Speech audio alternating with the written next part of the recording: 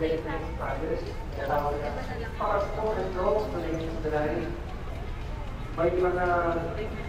isa rin sa kapila na tulong para sa mga kalupahan sila mga tao ito. Okay, ito.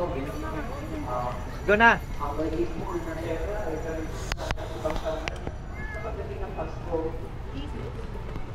Ako tayo, pagdating ng pagtulong sa proyekto ng Kabatet Principal sa mga ibang project.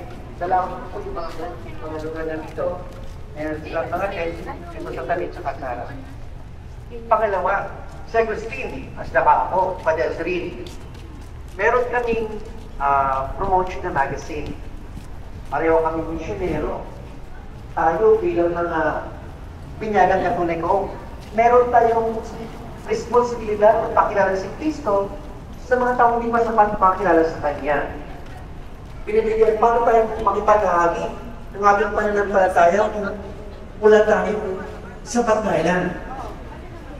Magbibigay kami ng proposal sa inyo, isang instrumento, at ang magazine, tawag na World Edition magazine. Isang instrumento na maaaring pagpapalipigay ng tagadagan sa inyong proposal sa simbahan. Nang sa ngayon, ay nakakibahagi ngayon sa mga simbahan. Pinagkiling na kasi sa amin.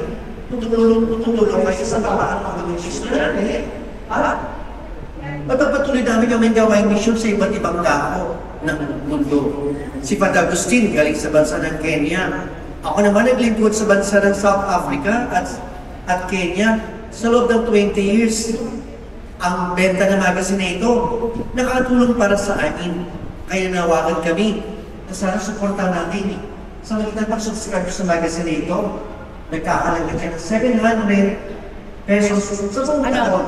Kailangan sa tagapin ninyo. At meron tayong 400 for 6 months.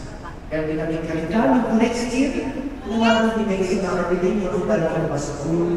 May mga nagsisis sa labas, kailangan namin po yun. At may mga tipo na nagagawin ng kalita, ang kalitin mo natin, supportan natin sila. At hindi na yung parang